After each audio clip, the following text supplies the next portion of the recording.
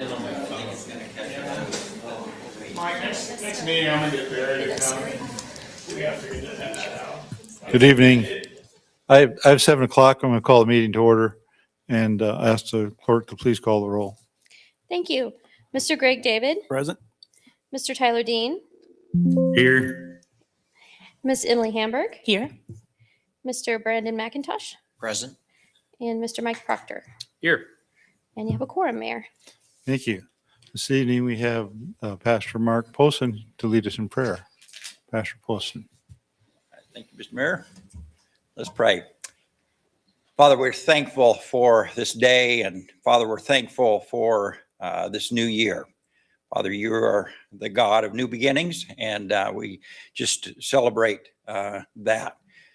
And Father, we're thankful for our new city council members, for those who continue to serve, for our mayor, our city manager, and staff. And we just pray the blessing of all the things within 2026, the projects, the decisions, the agenda items. And Father, we just pray your wisdom and discernment that you would accomplish everything in 2026 for the benefit and blessing of Bel Aire. We pray in Christ's name. Amen. Amen. Thank you. Please join me in pledge allegiance to the flag. I pledge allegiance to the flag of the United States of America and to the republic for which it stands, one nation, under God, indivisible, with liberty and justice for all.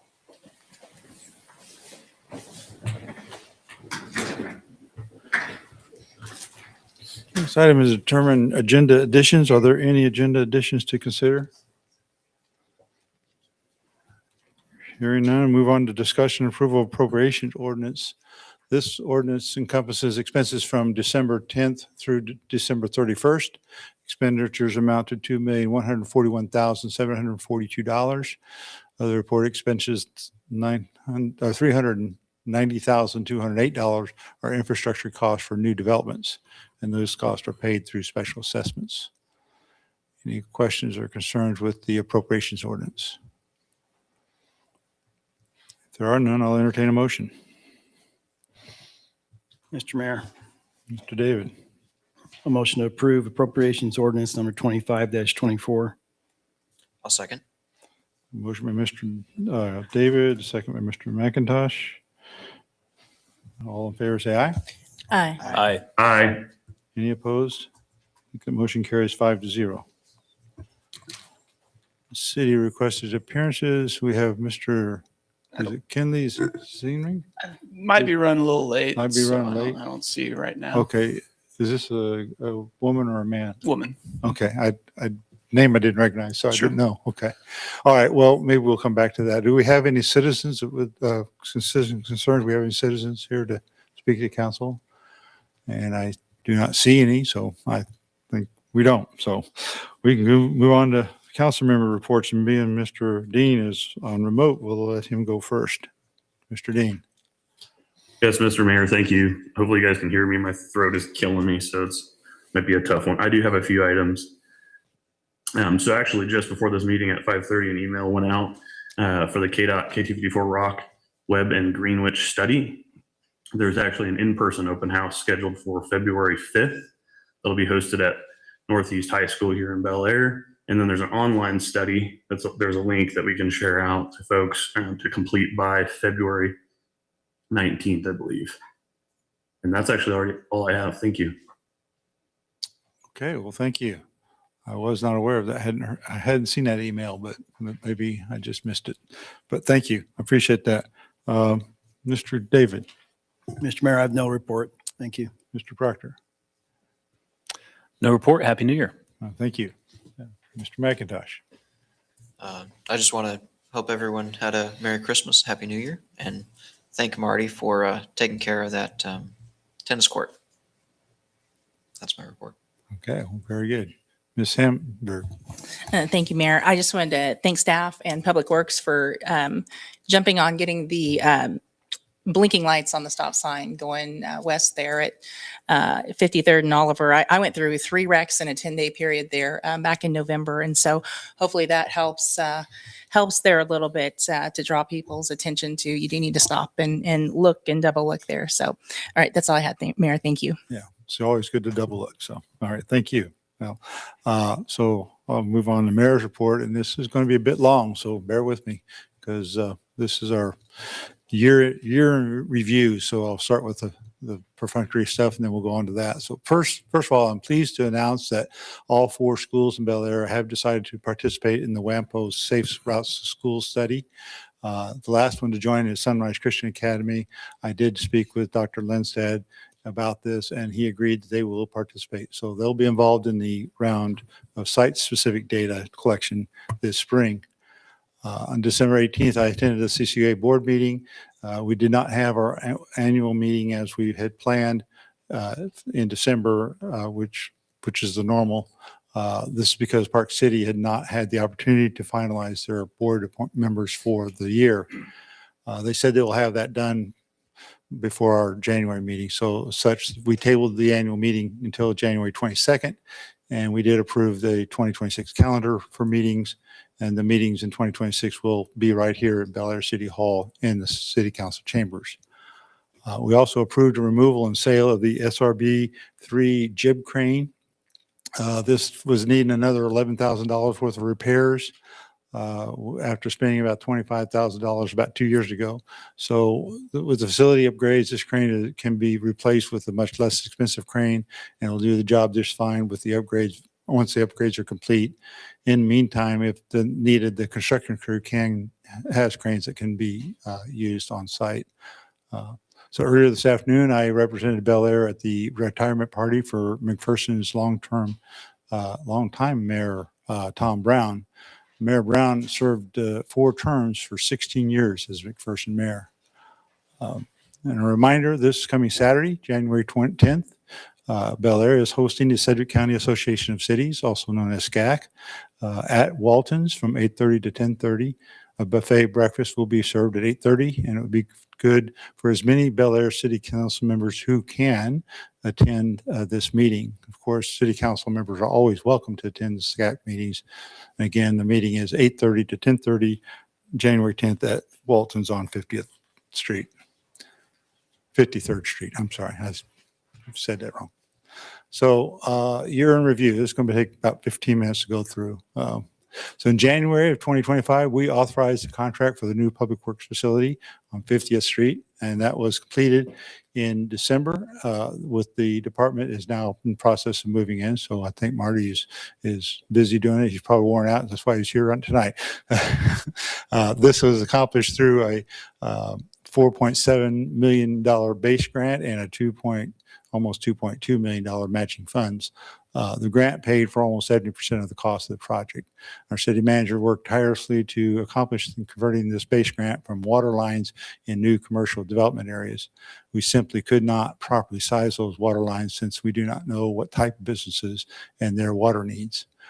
The grant was converted to this new facility, and this enhances our Public Works Department and its ability to serve the needs of the city in maintaining water lines, sewer lines, and roads. We purchased a sewer easement machine and trailer for Public Works. This equipment allows Public Works to access manholes and backyards of area residents to clean and video the sewer system. This allows the city to better maintain the sewer system and know where problems exist that need to be addressed. And it replaced equipment that was purchased in 1998. We also purchased a portable trailer mounted pump as a backup for our 6 sewer lift stations for about $65,000. We contracted for odor and corrosion control pilot study on the sewer collection systems at our 53rd Street lift station. Hopefully that will reduce some of the odors that we're getting from that station. We authorized the City of Bel Aire's part of the $20 million in bonds for upgrade to the Chisholm Creek Utility Authority wastewater treatment facility. This project is well underway with 2 new SRBs almost complete. The project is slated to complete late in 2027. I did talk with Tony Keynes, the utility manager earlier today, and he said they're about a month ahead of schedule right now. So that's kind of good news. Additionally, the CCOA has been collecting new measurable data on water and sewage to be utilized in developing a better and fair allocation of cost of operations for the CCUA facility between Bel Aire and Park City. We look forward to having a balanced formula going forward where each city pays its fair share. We completed and implemented the Tyler Enterprise ERP system for the entire city. This was a 2-year project that required rethinking many processes within Bel Aire. It gives me much pleasure that to see this project completed and fully implemented. I often have seen that businesses that have done poorly and ineffective implementation of ERP systems, the result is substandard, and these systems work and are more effective when the organization embraces the system. So our city manager and staff have done an excellent job with this implementation, and there will be tweaks as we learn of minor issues, but the system is working. Great job to the entire staff for bringing this online. We approved ordinances related to illegal camping in order to give our police the tools they need to keep the city from having a problem with people setting up unauthorized camps in public areas. On development, infrastructure, and growth, we authorized the zoning change from R4 to R5 and R6 and a preliminary PUD for Spring Pines development. Zoning changes from C1 neighborhood commercial, office and retail to R5 garden and patio to include homes, townhomes, and condominium uses included in the final plat and development agreement on the Skyview at Webb Edition. We approved water and paving stormwater improvements to serve a Skyview block at Block 49 Second, Phase 2. We're paving improvements to serve Chapel Landing, 5th Edition, Phase 1. Paving improvements to serve Arthur Heights Estates. The water and sanitary sewer system paving improvements to Chapel Landing, 6th Edition. We annexed 3 tracts of land as described in Sedgwick County Resolution 2223-2024. These are sections of roads along Webb Road and Rock Road. We replaced a bridge in Oliver, just south of 45th Street. And we replaced a culvert on Rock Road, just north of 53rd Street. We had paving and drainage improvements at Bel Aire Lakes. We replaced a pump at 53rd Street lift station with a chopper pump at a cost of $53,000. We replaced water mains from Kruger and Harding Street from 46th to 48th, as well as Batten Street. We contracted for engineering services related to the construction of Sunflower Commerce Park Phase 2 and a zoning change request for neighborhood, commercial, office, and retail district C1 to a planned unit development for Lissay Edition. The contract for engineering services related to Skyview at Webb Edition Phase 1. KDOT awarded a contract for a 10-foot multi-use path along 53rd Street from Oliver to Woodlawn. This work is scheduled to start in the spring of 2026. We annexed about 140 acres at the request of GF Industries, LLC, and this is along K254 between Webb and Greenwich. We approved Bel Aire's 2035 comprehensive plan for Bel Aire, Kansas. We spent about $2,058,000 in mill and overlay, as well as other road improvements for many of the asphalt streets in Bel Aire neighborhoods. Amazon purchased and customized a 180,000 square foot facility in Bel Aire this year. This facility will be used as the final step, also known as last mile, in the delivery process for packages that are delivered to customers. Amazon expects to employ about 100 workers at that location. And Walton's Incorporated moved into its new 100,000 square foot facility in Bel Aire this year. The family-owned business, great addition to our community, and brings approximately 60 employees. Utility Advisory Committee has continued to work with Water Conservation Plan. In 2024, we made updates when Wichita went to stage 2 drought restriction. In September of 2025, Wichita replaced the stage 2 with what they call the permit restriction. Excuse me. And UAC updated the Water Conservation Plan to implement the Wichita prescription while they work on Bel Aire specific plan that utilizes the tools of the Tyler system software. On a sadder note, Art Tenbrick passed away this last year. He was a longtime member of the UAC and is chairman for many years. Art had a wealth of knowledge and history of water and water issues in Bel Aire. We lost a lot of experience when we lost Art. Waste Connections came to the City Council with their annual request for a price increase, which was approved. Their 10-year contract is up in 2026 for renewal. So the UAC met with Herschel West of Waste Connections and outlined certain issues. If there's additional input on this agreement, please forward those to Terry Ercolani, the chairman of the UAC, or attend the next meeting on January 14th here sitting in the senior library at 3 p.m. on January 14th. Wichita Area Metropolitan Planning Organization, also known as WAMPO, started a study of safe routes to schools. There are over 50 schools in the metro area participating in this program. Their participation is at no cost to schools, and there are instead on-site surveys and stakeholder surveys as part of the project. All 4 schools in Bel Aire are participating in this program. That study is slated to be completed at the end of 2026. Results of that study should be utilized to support applications for funding and as partial design criteria to assist in improving the route for children to go to school. The K254 Development Association saw KDOT complete the corridor management plan for the K254 from about Greenwich Road to El Dorado. KDOT is currently working on the plans for Woodlawn to Greenwich. And I think Mr. Dean just announced that they have announced they're going to start having their public meetings on the this next section of the road in early February. So that's good news that we're getting those moving along. Bel Aire continues to be one of the safest cities in Kansas. It is no small part to the excellent work of our police. We did purchase a new police cruiser for them as a replacement. We did honor Sergeant Davis, Officer Oldnethal, and Officer Trumbull with life-saving awards. Each of these officers saved lives of 3 different individuals on 3 different occasions. Without their quick work, utilizing their training, these people most likely would not have survived. After some school shootings in other parts of the nation, we visited with our 4 Bel Aire schools to see what, if anything, Bel Aire can do to help improve the safety of such tragedies. We always appreciate our officers and the work they do to serve our citizens. On Aurora Park, we purchased about 750 tons of rock for improvement in Aurora Park addition as soon as the Kansas Pavement completes their work. That project got delayed due to some concerns with steep slopes. Work plan was approved and they're awaiting installation of some pipe. We also purchased the vacant lot on the northwest corner of 37th and Harding to allow better access service to the 37th Street lift station. In 2024, Bel Aire paid about $140,000 in credit card fees to credit card servicing companies, mostly banks. About the middle of 2025, we adopted a policy where we charge users a fee for using credit cards to pay their utility bills or permit fees.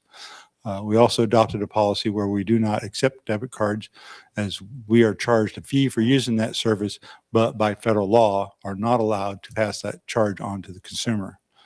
Best policy is to not accept debit cards for payment until such time as Congress changes the law. For our recreational center, we purchased a replacement utility vehicle. We entered into an agreement with Wichita Gymnastics to offer beginner tumbling classes, and we purchased playground renovation equipment, and this will be installed in the spring of 2026. The new playground equipment was also installed at Eagle Lake Park. Part of that project was to remove a sand volleyball court. After some citizen engagement, we relocated the sand volleyball court to the southwest corner of the rec center campus. We adopted a standard traffic ordinance for Kansas City's, the 52nd edition, and the Uniform Public Offenses Code for Kansas City's, the 41st edition. Francis Fonseca, our city treasurer, completed the mini MBA program at Wichita State University. So big congratulations to her for achieving that milestone. We withdrew from the community rating system program. This program offers a reduced flood insurance premium for those in floodplains. However, in Bel Aire, we found there were only 2 properties in Bel Aire that qualify. The cost of managing and reporting this program was more per year than the properties can save per year in flood insurance. So it makes no sense to continue doing bureaucratic work that has such little benefit. So congratulations to those of staff that pointed that issue out and got that resolved. We made the Bel Aire Planning Commission also the Bel Aire Board of Zoning Appeals and the Bel Aire Airport Zoning Commission. And these additional responsibilities should not add significant work to the Planning Commission, but the Planning Commission is the most qualified board we have to take on these tasks. On Woodlawn, while this continues in litigation, we also continued with repair designs. And those repair designs were submitted to KDOT in August. We have been waiting for their approval ever since.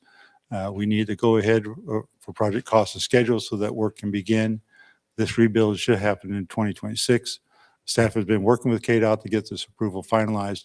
So far, no approval in hand. And I will be talking with the Secretary of KDOT to see what we can need to do to get this approval done. We finally got a retail brochure completed and distributed this year. This brochure tells the hidden gem that is Bel Aire to potential developers. It tells them our median household income is $93.2 thousand. And Sedgwick County 2023, that median was $67,675. So we are on the high end of this income. We have 77% home ownership and a population of 10,400. So 27% growth since 2020 census.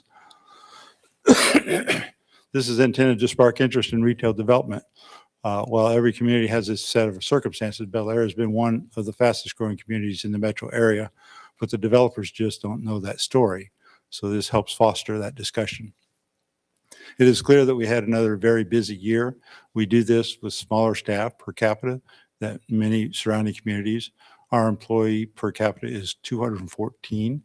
That means we have one person for every 214 citizens. In the region, the next best is Goddard at 160. Well, it needs to be careful with this information, these comparisons, as the different cities offer different services. So it's not always apples to apples. But the point is, we run a lean ship. This is done by giving our staff the tools they need and the management and the direction they need. It's a team effort. Everyone in the city council is part of that team effort in direction and providing the needed tools. On property taxes, Bel Aire has reduced our bill levy year over year for the past 5 years. We continue to do that in that vein this year with a 1.5 reduction in mill levy for 2026. While for most people, this did not result in tax decrease, the governing body, with the help of the city staff, continues to hold the line on taxes while continuing to support all the services we provide. It is a careful balance that we do things citizens expect and keep taxes in check. We believe that we are striking that balance and being sensitive to the needs of citizens for tax relief.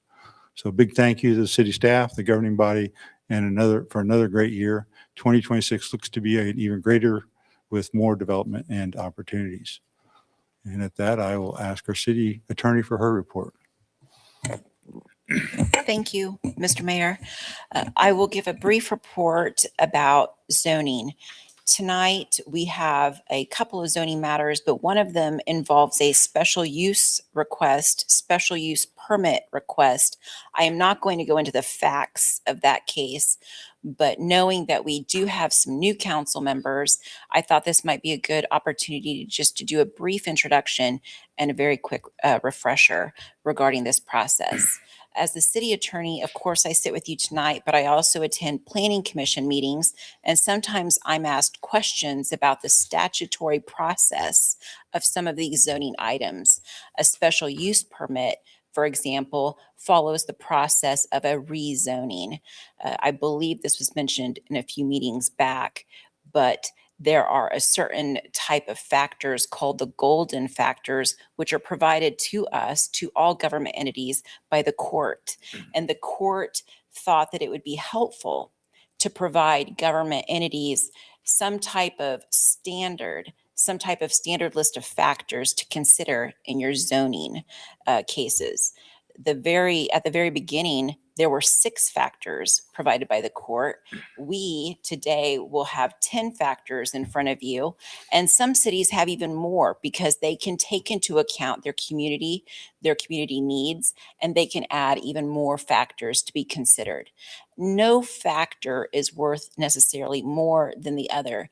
It is for you as the governing body to hear the evidence, to hear the factors, and then you have your own interpretation based upon that evidence, and then you share that when it's time for discussion.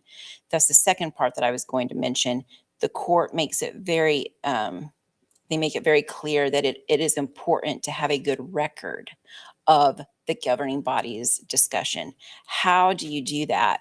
Well, instead of just saying you vote yes, instead of just saying voting no, it's sharing the reason for the yes or no vote. With multiple factors, there is no requirement that a council member say, per factor 1, per factor 2, per factor 3, I vote this way. It can be as little as a governing body member saying there is one factor. There are multiple factors, but that the governing body share which factors it is that governing body is relying upon. Then that information is shared, and we have a record of specifically why governing body member voted one way, why governing body member 2 voted another way. The other information I was going to share with you is in the agenda, there are specific options provided for you to choose from. Specifically, it's typically 3. Those options have been taken directly out of the Kansas statute. There was a city who they chose to table. There was a complaint made, and it went all the way up to the Kansas Supreme Court. One of the comments the Kansas Supreme Court said is when you read the statute and you read it through as to what the options are, tabling was not an option. Consequently, city attorneys have communicated with one another, and we're trying to follow the spirit of the statute. We're trying to follow what it says, and that is why you do not see that as an option for you. One of the intentions that is provided for me to share is that it is necessary to keep the zoning matter moving instead of tabling. If it were to go back to the Planning Commission because of more information needed, at least it's continuing its movement back and forth between the governing body and the Planning Commission.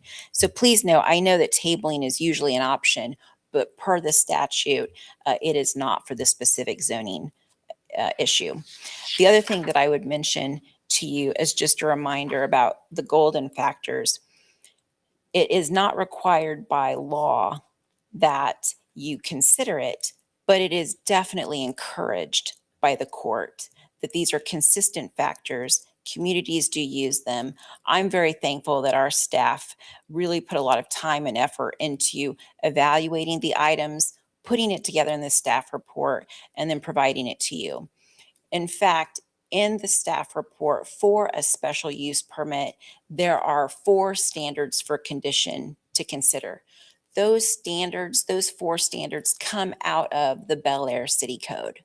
That is where they are from. They are literally word for word taken out of the Bel Aire City Code. If the governing body were to approve a special use permit, in the ordinance will be listed specific items which are required by the code. For example, per Chapter 18, the zoning regulations, if the governing body is to approve a special use permit, then it shall be identified in the ordinance the exceptional circumstances or the unique set of facts that support the consideration and approval of permitting such a special use permit. Again, the ordinance is taking the language word for word right out of the City of Bel Aire zoning regulations. I just wanted to share that with you. So when you see staff report and you see these type of considerations, please know it came from Chapter 18, our zoning regulations. Same thing as the ordinance, it's relying upon that language. The 2 most important things with these type of cases is to follow the law, which of course is your options available to you, and that a good record is made. The Kansas courts, when they go back and there are complaints regarding specific decisions made, the court asks, was it reasonable? How does the court know if a decision is reasonable? They look at the record. What was the discussion? What did the council members share? What were the golden factors relied upon? That is how the record is made. So please know, when I look over at one of you and then the mayor probably says, I think the city attorney wants someone to say some of the golden factors, that's why it's there, is to build that record. So I appreciate it, and that's all I have to share. Mr. Mayor. Thank you for that review. I understand that Ms. Kinley Zimring is here. And so we'll move up to item 7, city requested appearances, and ask her to please come to the podium and tell us what she has to talk about, the Sedgwick County Register of Deeds and Property and Notary Fraud Alert Program. I think I've used this program, but good. I apologize for being late. My father is in the hospital, so I just Very came sorry. from there. Hope he gets well.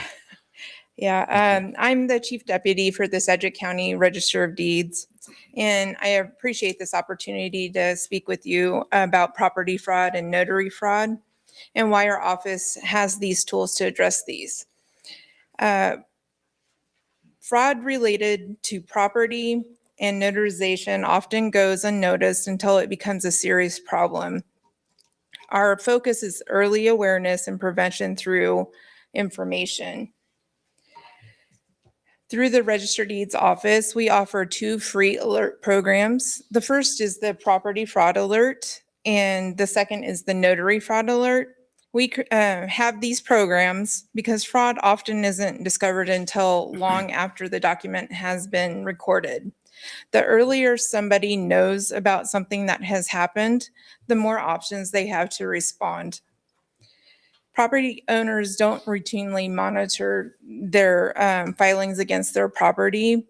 A forged or unauthorized document can be recorded without the owner knowing, and especially if it's a paid off home or a rental property. This alert will give them an immediate notice so that the owners can review the actual document and take action if it's needed. The notary fraud alert acts very similar to the property fraud alert, but it actually notifies the notary on the document. If the notary seal looks legitimate, they don't have to worry about it. But if it isn't, this will give them another layer of protection, and it helps preserve the integrity of our public records. So how this all works is when a document's recorded in our office, the owner or the notary will receive an alert by email, phone, or text, however they choose to sign up. All they have to do is go to our website at Sedgwick County Register of Deeds, and then go click on the property fraud alert or the notary fraud alert or both. And when you actually get an alert, if a document's filed on your property, it'll have the document number, the type of document that was recorded, and the recording date. And most people will know if it's a legitimate transaction. If it's not, that's when you can call our office and we can verify that information for you. If you determine that it is something that's fraudulent, we would put you in touch with law enforcement to file a case. This is our contact information. Right now, we're in the Ruffin Building on the first floor. Our phone number is listed there, 660-9400. Fraud has a ripple effect. So it not only, impacts the neighborhoods, it impacts property values, public trust. I did forget, if you own a business, you can also, sign up for a property fraud as well. Thank you for your time, and I'm happy to answer any questions you may have. Very good. I'm very glad about this program. I did sign up for this a year or Good. two ago, and so Mhm. it's pretty easy to do. And so Yes. if anybody owns any property, make sure you do it with all properties that you own. Yes. So it's a good thing. So anybody have questions for? What's the Ms. cost Zimmer? for the program? It's free. That's awesome. Yes. If you've seen the commercials, Title Lock, you have to pay for that service. And this acts just like it, but it's free. So, yes. being as they're doing titles internationally now, Right. and sending them back here to be filed, it's Mhm. it's like it can happen any place. On e-recording, you see that a lot. Yeah. Yeah. All right. Thank you, guys. Well, thank you. Appreciate you telling us about this alert system. Move on to city manager's report. Thank you, Mayor. Mayor was nice enough to share his end of the year report with me, and I read it, and it was nice, but it really reminded me of my alma mater's president. He used to say this all the time, and I never understood it until we're kind of get a little older, understand. But he used to always say, "Forward, always forward, everywhere forward." And that's really how I feel to, starting this new year is we're just ready to keep going, keep the train going. And that's kind of what I wanted to report on tonight. We got a lot ahead of us in 2026.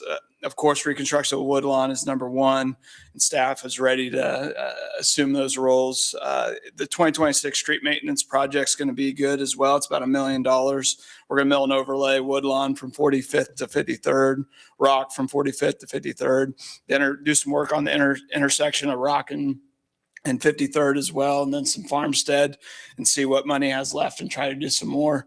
We're going to continue the preparations for the reconstruction of 45th Street from Oliver to Woodlawn. That's a huge project set to begin in 2027. We got to continue to prepare for that as well. Be a key stakeholder in K254 improvement design concept. That email came out at 5:26, and we'll make sure and broadcast that everywhere about that public stakeholder meeting. That's a huge deal to Bel Aire. On the sidewalk side, we got a new sidewalk going in on 53rd Street between Oliver and Woodlawn. That's set to start in spring of 2026. We're also going to re-engage the community, set a priority, and plan to take action to improve the walking and biking connectivity of Bel Aire. Excited to hear about that and do that in February. From a park standpoint, we're going to complete reconstruction of the recreation center playground, new Skyview Park on the east side of the city, and then more park improvements as we continue to work through our capital improvement program. As far as people are still wanting to move and builders are still wanting to build in Bel Aire, 2025, we ended with 132 units, permits. That's up from 125 from last year. I show this slide a lot, and it really just kind of shows all the growth areas of the city. But I tried to point out tonight what's coming on in 2026, so you're prepared. Spring Pines is slowly moving forward. Chapel Landing 8th, we're hearing tonight. Chapel Landing 7th has been approved. They'll start construction in 2026. It's looking like Chapel Landing 5th. There's some other areas they're wanting to expand. Arthur Heights, they're already start seeing buildings going up around that neighborhood. We have the whole corridor along Webb is starting to go.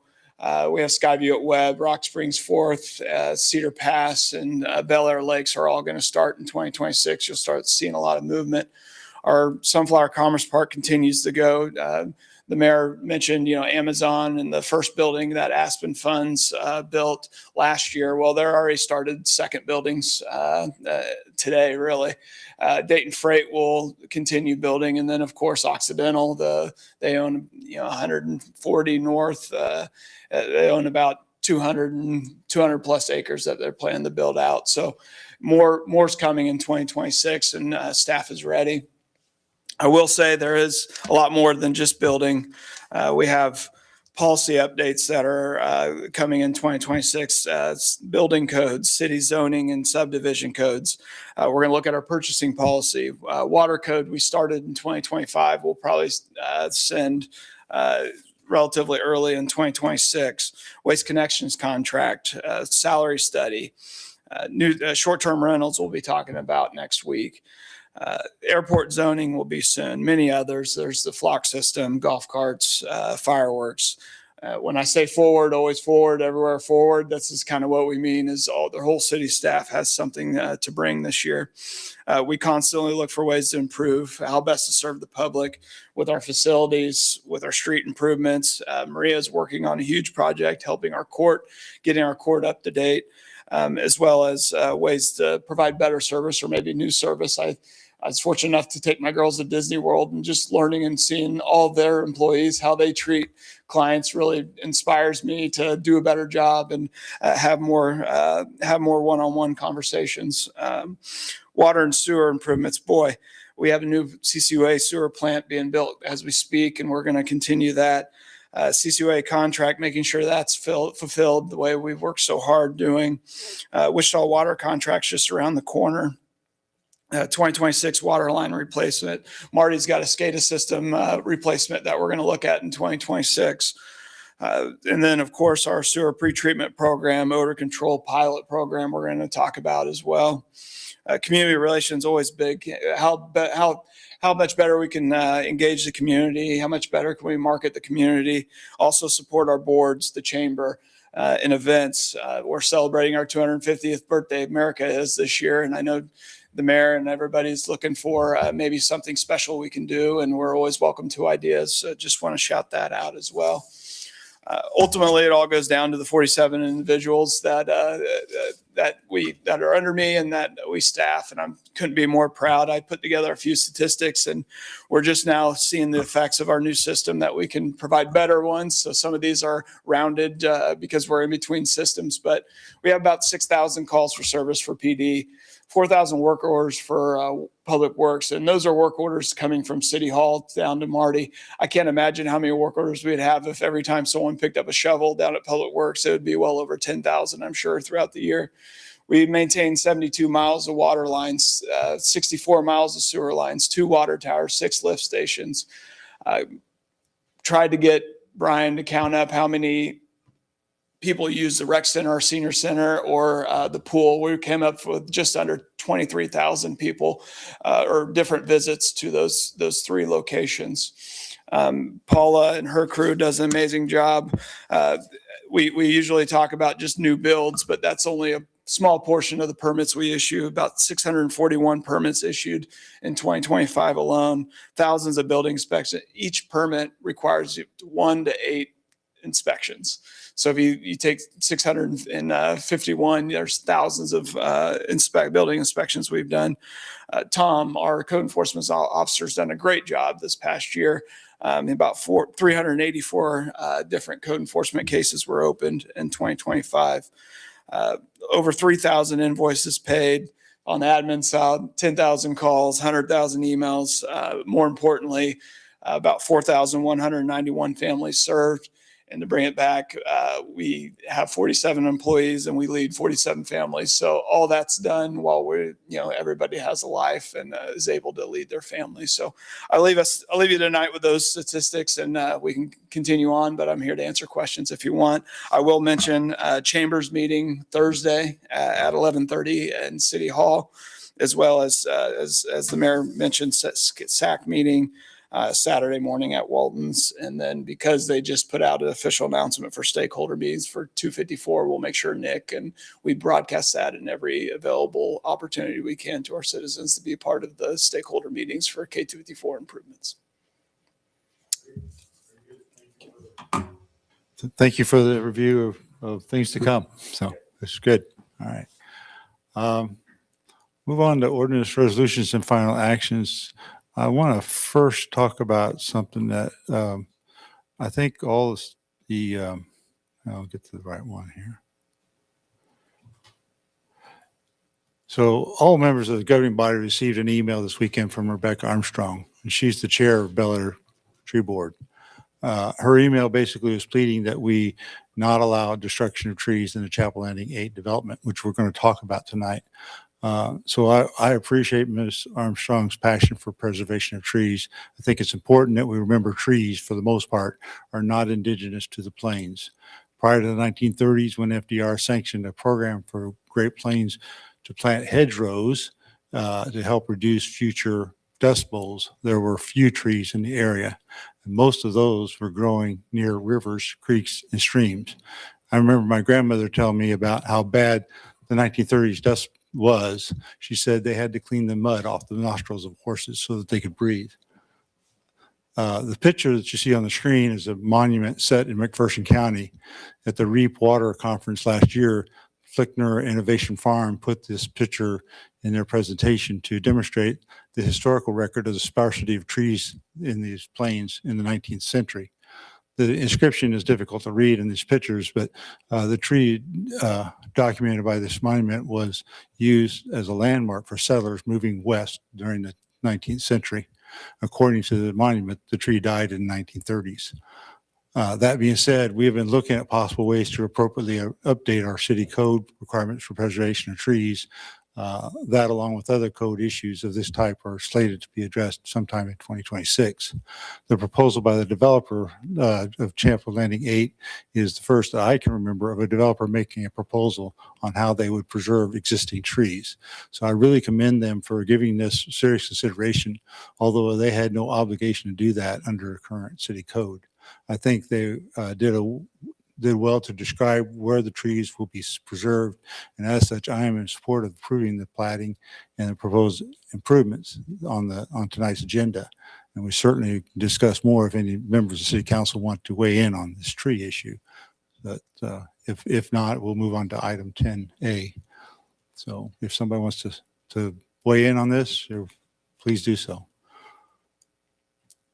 And if not, we'll move on to item 10A, which is this SDA 24-01. So in October, Mayor. the Planning Commission considered the final plat of Chapel Landing 8th edition. At the meeting, the commission voted 5-0 to recommend approval of the plat as presented. The minutes of that meeting are included in your packet. And in addition to the staff report, final plat and application, and recommendation now comes for the city for consideration. This is your opportunity to discuss it. Mr. Mayor, Mr. Dean. I was just going to tag on to your comment about Rebecca's email, and certainly do appreciate all she does and the perspective she provides. That's very important. And also kind of commend the developer. I do remember this has been a couple years since this happened with the timeline. I don't have the exact date, but I do remember it was kind of noted in the staff report, the potential protection of the west and south sides, which are basically hedgerows, some bigger trees, and the idea to move utilities to the front of the lots and move the back so that there wasn't issues with placement and access. So certainly appreciate that. I think the HOA there, Iron Gate, had a big impact on discussion with that developer. I was not in those meetings personally, but I think the HOA gave some thoughts and ideas to the developer as well, because they wanted to preserve their pond and kind of their feel of their subdivision right next to that new one. So certainly really appreciate that, and appreciate Rebecca as well. And then I was going to add one other thing not related to trees. There was a kind of a discussion about minimum traffic entrances, I recall, and sidewalks. So I did follow up with Ted just to kind of make sure I understood what the sidewalk situation would be. The plat didn't seem very clear to me. And so thank you, Ted, you sent me a red line version of where the sidewalk would be and the entrances and stuff. Well, the entrances were already there, but the sidewalks. So really appreciate that. And then one other extra note I'll add is I kind of related and unrelated. I mentioned to Ted the bike ped potential path route option, and how there's a diagonal pipeline easement that goes between these Chapel 1, 7, and 8. And just a thought that what do we need to do? I know, at this stage with the plat and with the developer agreement, is there anything we need to do to give us flexibility to potentially reroute that phase 1 through that location? So anyway, those are just some thoughts.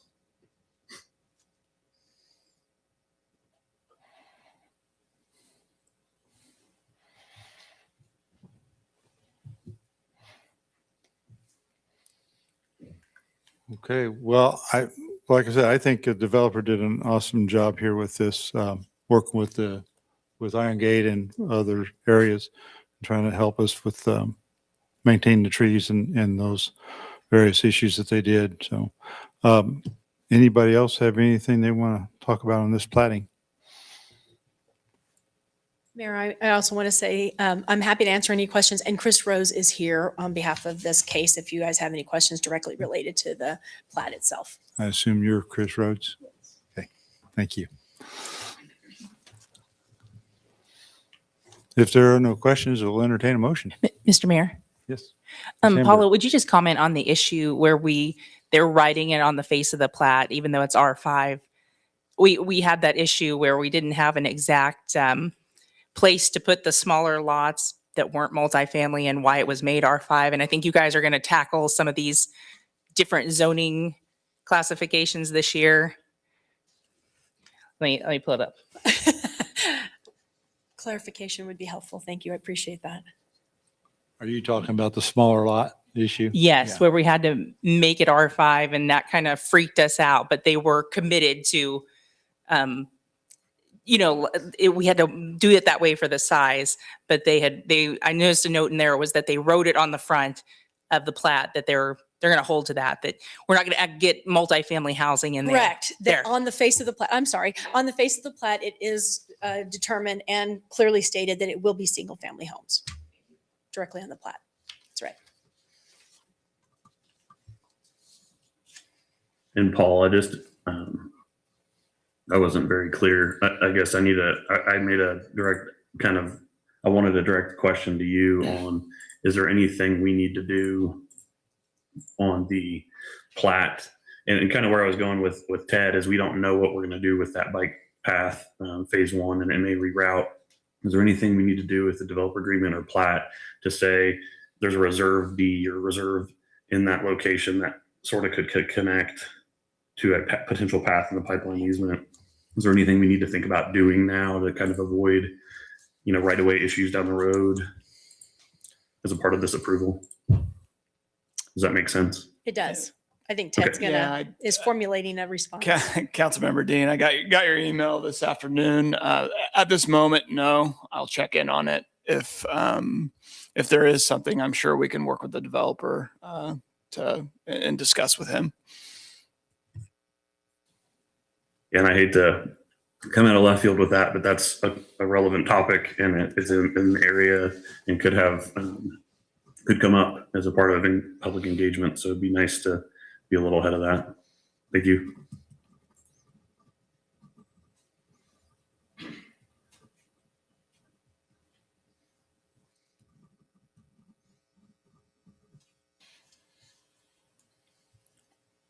Is there any other questions or discussion? If not, we can entertain a motion. Mr. Mayor, Mr. Proctor. I would like to submit a motion to approve the final plat of the Chapel Landing 8th edition and authorize the mayor to sign. I'll second. A motion by Mr. Proctor, a second by Ms. Hamburg. This is a roll call vote, so I'll ask the clerk to please call the roll.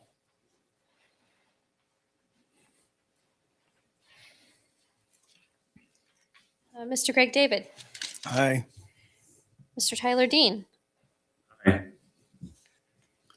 Ms. Emily Hamburg, Aye. Mr. Brandon McIntosh, Aye.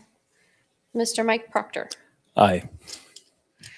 Okay, and I have it. The motion carries 5-0, Mayor. Thank you. Okay. Next item is related to this same development. It's a development agreement, which we always have with all developments. So the developer Chapel Landing 8 is ready to move forward with the development. City Attorney Maria Schrock has drafted this development agreement in your packet. An agreement outlines the responsibilities of the developer and the city before, during, and after construction. And Director of Community Development, Paula Downs, is here to present and answer questions. Did you have something you're going to present?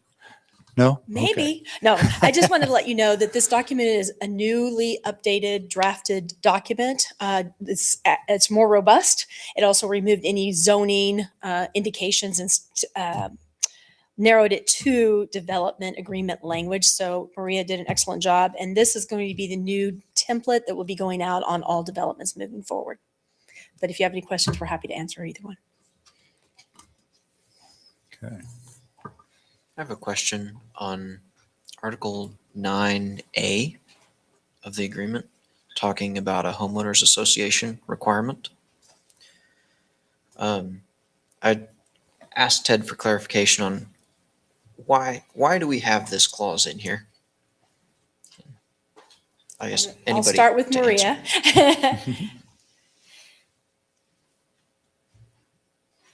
Are we talking about line 84? Page Correct. 3, Page 9A. 49 in the meeting packet. The developer shall ensure that a homeowners association is formed. Correct. From what I understand, Councilmember McIntosh, this is actually something that has been historically included in our development agreements. There is an issue of areas of land, reserve areas, that there's a question of who's responsible to maintain those. Oh, whoops. Thank you, sorry. Of who's responsible to maintain those. Is it the city? Is it another entity? Consequently, we try to make it very clear in the development agreement of who takes on the responsibility of mowing, who takes on the responsibility of taking care of those waterways. Many times it is a homeowners association. So if the developer is going to have a homeowners association, we not only discuss that, but we go into detail about if they don't maintain it, then what the city can do as a result. For example, if after a certain number of days, there's work that's supposed to be done and it has not been done, that the city actually can do it and assess those costs against the homeowners association. Being new to the city, I can't tell you if that's happened before, but that issue has arisen before. Who takes responsibility for those specific reserves? Does that help at all? It does kind of. What reserves are included? Like, is a public park included as part of that reserve? It would be commons areas, a walking path that people use. It could be waterways. And this specific development, I don't know if there's a park involved or not. There is a reserve in Chapel Landing 8. There is a lot that removed a single family home to be built on it to allow for green space for people to play on. So some of it is waterways, drainage ponds, those kinds of things in Chapel Landing 8 related to this document. In general, Maria talked about why we add that in there, because we wouldn't necessarily take on those areas of maintenance and responsibilities as a city. Thank you. A good example of that is the drainage pond. It's pretty common in most of them. You got to have drainage ponds because you got to have someplace for the water to go because you displaced it with all the building. And the city doesn't take responsibility for those drainage ponds. The homeowners do, and they do it through a homeowners association. But not all areas in Bel Aire have homeowners associations. So it is very common now that new developments have a developer's agreement, which requires the developer to develop a homeowners association.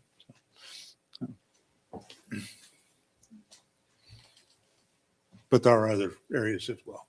That's just one example of the drainage pond. It's very common. So.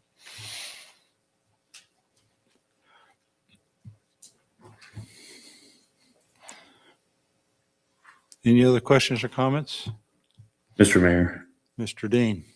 kind of same question here that I asked on the last one with the plat is, the landowner of this development is the developer, right now. So we have a single landowner that we could, decide to make an agreement with if we wanted to, on the potential to have the flexibility to add a path in that pipeline easement or whatever.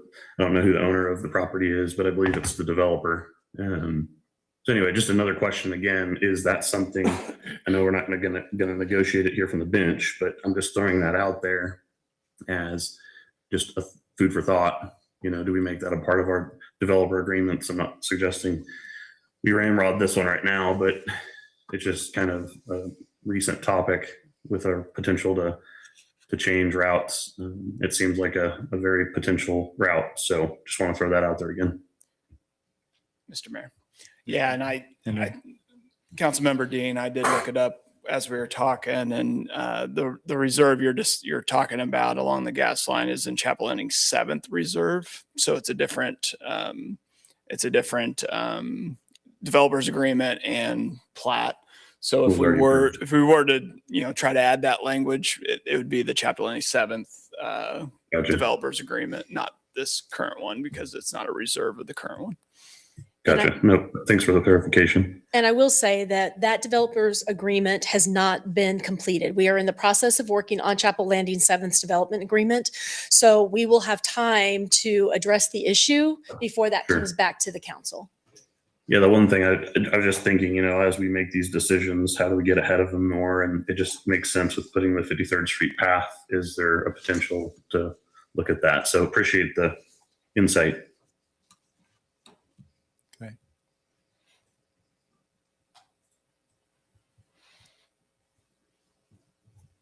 Mr. Mayor, Ms. Hamburg. I'm going to make a motion to approve the development agreement for the Chapel Landing 8th edition and authorize the mayor to sign. I'll second. We got a motion from Ms. Hamburg, a second by Mr. Dean or David. All in favor, say aye. Aye. Aye. Aye. Any opposed? The motion carries 5-0. On item C. So this is, in the December meeting, has to do with recommended special use request, which is a different development. And this is one out east instead of one over here on Woodlawn and 53rd. So the December meeting, the Planning Commission held a public hearing to consider a special use request. The applicant is requesting special use in order to utilize the subject property for an adult group home for elderly. The Planning Commission's recommendation now comes before the City Council for consideration. And since this is a zoning matter, we do have a script we have to follow to make sure we cross all of our T's and dot all of our I's for our attorney's request. So she does a good job at this.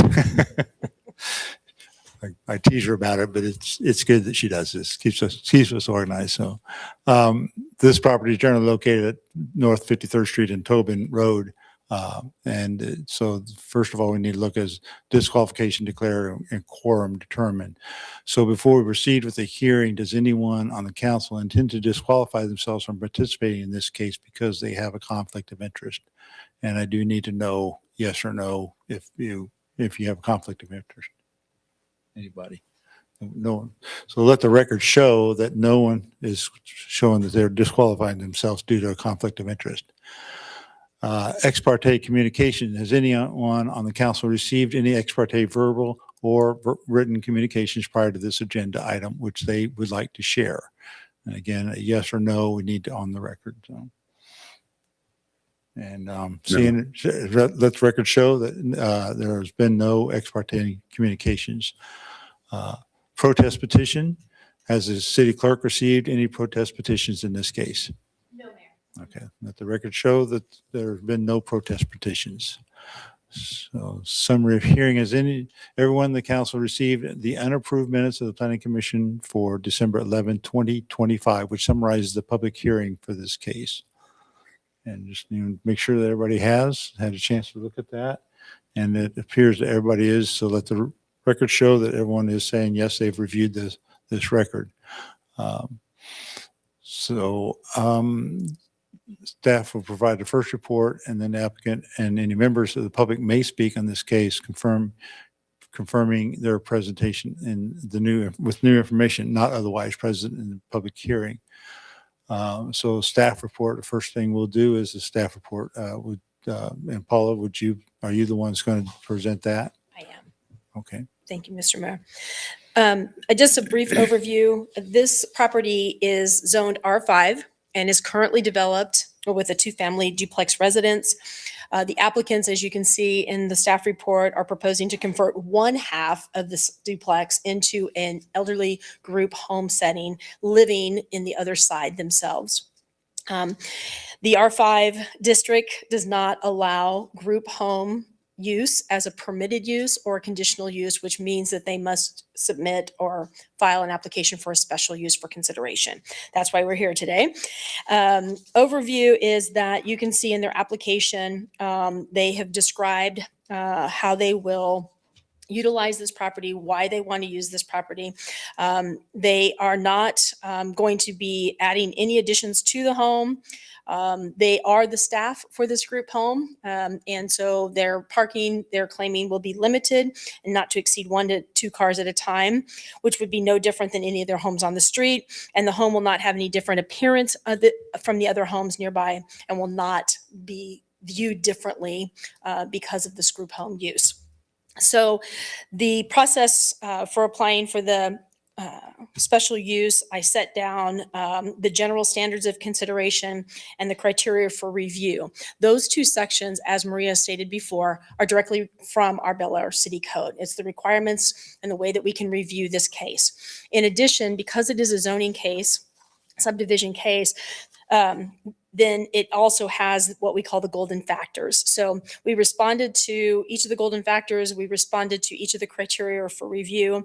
As you can see in the meeting minutes, this was a very long discussion, a very thoughtful discussion by the Planning Commission. They asked a lot of questions. And in the packet, you can see those notes or the minute meetings. In addition, we did receive 3 written communications via email from property owners that were not notified because they did not live within 200-foot environs as required for the publication. They lived in neighborhoods about 2.5 miles away, but responded. We did have one citizen who does not live in the neighborhood, but owns a duplex as a rental property in the neighborhood who spoke directly to the Planning Commission. Most of the concerns, I tried to summarize them because I know the meeting minutes are very long, but generally speaking, there was concern from the Planning Commission that by approving this particular case, that we might be setting a precedence for having to approve or being required to approve additional cases that come before the governing body in the future. The type of group home use, what could it turn into if we approve this? Would they be allowed to have other kinds of uses other than elderly? They are planning on converting their garage, one side of the garage, to accommodate 3 additional living spaces or bedroom spaces for a total of 6 residents. So what would happen if it wasn't a group home anymore? Would they have to restore that garage back to its initial intent? There was concerns about future homeowners not having a garage and the value of the residence if it was made a group home, and that impact on surrounding properties and their values. And with no garage, parking on the street would create potential traffic congestion. This use does not enhance the reputation, livability, and property values of the city. This use will result in problems for code enforcement and the police department, and the residents could not thrive in a group home living environment at this property. That's the comments that we received. Those were the concerns that we received from the written communication. And the person appearing in person also was concerned about traffic and parking. And so the Planning Commission thoughtfully went through and did not believe that the concerns expressed about traffic and parking and use would rise to the level that would prevent them from approving the case. The applicant was here. The applicant's representative was here. There was a lot of discussion about parking and traffic, which were resolved.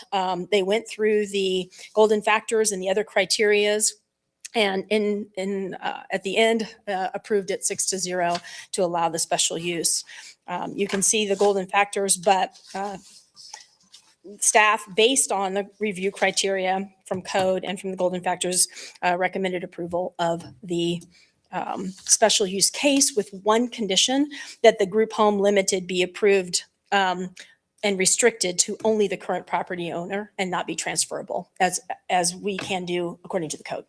So we recommend approval with that one condition, and Planning Commission agreed.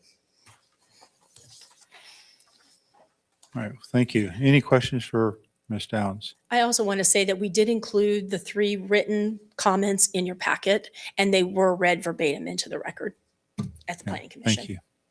Thank you. Mr. Mayor, Mr. David? Paula, I saw those questions in there, but I didn't necessarily hear the answers. So what would be the status if the owner sells it? Would the garage need to be redone? And the group home type? And then I'll add one more, Sure. That came up with our Airbnb discussion a while back. Does it require a special license to operate? Okay, I will start from the beginning. Thank you. The answers to some of these concerns. So approval would establish a precedence. We have said to our planning commission and anybody filing an application that each case has its own set of factors, has its own set of information. So there's no such thing as setting precedents. We review each case individually based on the merits. So if you look at this case, there might be different factors. There might be the same factors. Doesn't mean that you have to approve them just because we've allowed one in one area. And that's what we shared with the Planning Commission. The type of group home, Maria did provide, I don't want to put words in her mouth, but she did provide information that said, under the state law, the applicant for any kind of group home is not required to tell us what type of group home. We cannot base a decision on the type, because there was a lot, as you can see in the meeting minutes, there was discussion about what happens if this is a reintegration program group home. What happens if this is youth, previously incarcerated, drug and alcohol, whatever it is. We can't ask that. In this case, they volunteered the information. I did not ask. But we cannot ask that nor base our decision based on the type of group home. And that's the information we shared. They are planning on converting the garage. These are unique in the building construction world in the sense that the appearance from the exterior will not change whatsoever. What they do is they leave the garage door, they seal it, they put a wall in behind it so that the appearance on the front of the duplex is uniform. From a parking perspective, our code does not require a duplex to have both garages. It only requires us to have one garage and then parking off street. So they meet those requirements and they did not require them to have a variance for that.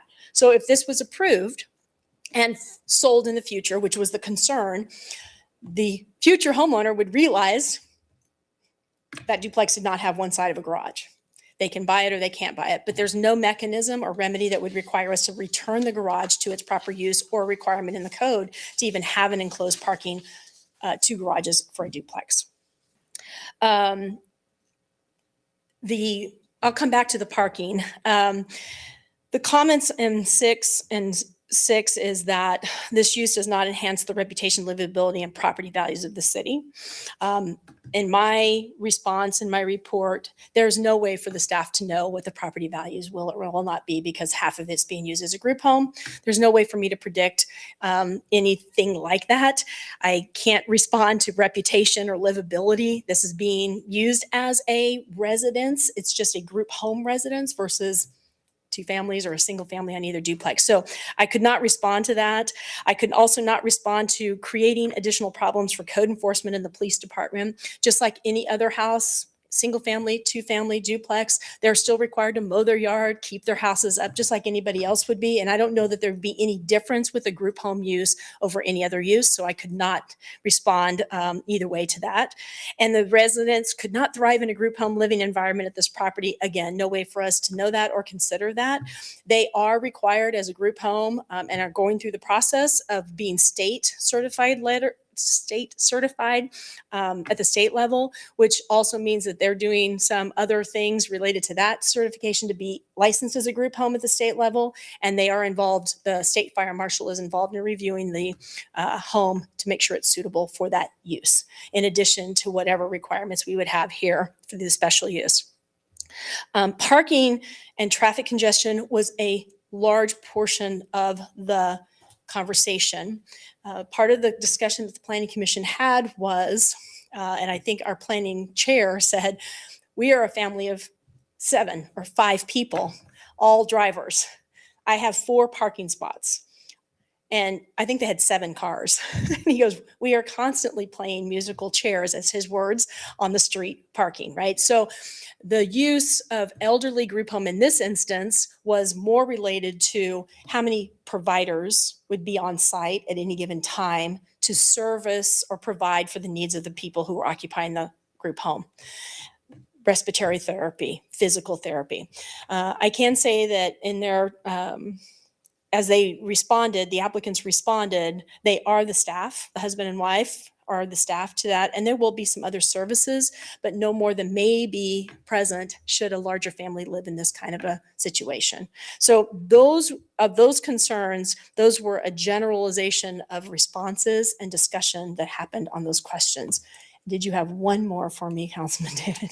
You almost got them. Okay, good. The number two, the licensure, you said the state issues. Yes, we are going to Would there require be a- them a business license because they are utilizing that portion as a business. So would there be a different license if it were a different type of group home?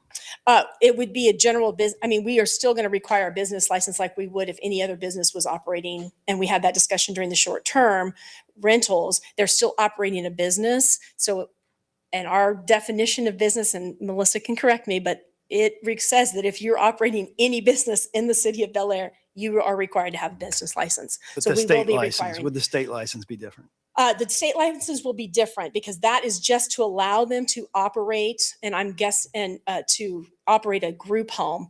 Ours would be a business license, and they know that they are going to be required to obtain that. But just to correct the record, we do not require a business license on all businesses. We only require them if they have an impact on the neighborhood. I ran a consulting business for 10 years out of my home, and I requested that we change that law. So that's why I know the law has changed. Yeah, and our licenses have different tiers. I'm speaking way out of my depth here, Okay. but from Melissa, the city clerk oversees all the home business and business licenses in the city. And I know there's different tiers and there's different requirements. Whatever's required per our code, they are going to obtain. Okay, very good. Thank you, Mayor, for that No clarification. worries. Any other questions or comments from council members? Mr. Mayor, Ms. Hamburg? I just want to clarify. So the permit, the special use, if it were approved, is attached to this individual, not to the home. But they, like you said, they volunteered that this is going to be like elderly people there, but they would be perfectly within their rights to convert it to something else. And they would not have to come back to us if it was the same individuals to convert it to a different type of group home. Is correct? That's correct. Okay, thank you. You're welcome. So I did drive out there earlier today just to take a look because I know what some of our developments look like, and this property is going to have 2 parking spots on the one side, and of course the driveway and the garage on the other side with 2 parking spots. There virtually is no on-street parking in this area at all. I mean, there's mailboxes, and if you try to park on the street, you're going to park in front of the mailboxes. There's a fire hydrant in the cul-de-sac, so there's no parking there at all. Just so everybody's aware, there is no on-street parking in this cul-de-sac to speak of. The closest you can get to is you can go out to Tobin, which is probably about a half block away.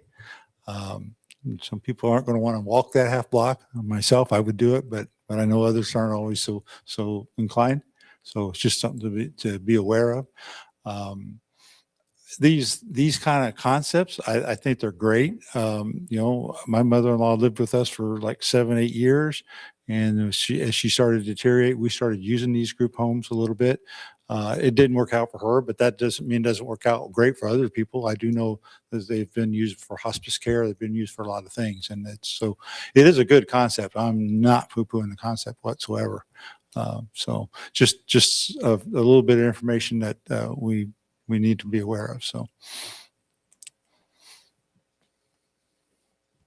Mr. Mayor, Mr. Dean. I did also have a few questions. I did have the same question as Greg had on the business license, and Paul, it sounds like you answered that. But I had a couple other kind of more generic questions. So how common, do you have a feel for how common a group home is just kind of in, not Bel Aire, but just in our area? How common are we seeing this at planning commissions?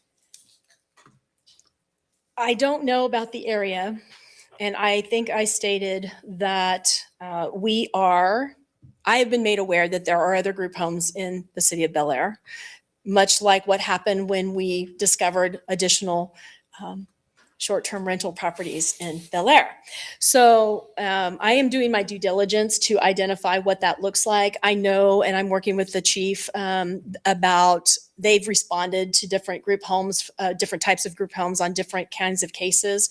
The applicants actually were kind of surprised that they had to go through this process, and then shared with me 3 or 4 other addresses within that neighborhood that have group home functions in it that are probably, maybe, likely outside of the process of the city. So once I complete that, I will be doing some due diligence, reach out to ensure that everybody that is utilizing homes of any kind for group home use, that they have the proper case filed, which in this instance will be a special use case. So that's in the process as we speak. And then you kind of answered it, but do you have any feel for how many currently we are aware of in the city of Bel Aire? I don't. I know police, the chief is working on his list because he's been to several of them. I have my code enforcement officer who's also been aware of them, and then the applicant. It could be 15, it could be 20. I don't know at this point, clearly. And then it sounds like the way I understand it is the group home is on one half and the operators are living in a regular residential setup on the other half. Is that correct? That is correct. And then one of the thoughts we talked about briefly on the short-term rental was just what does a regulation look to make it more consistent and more predictable?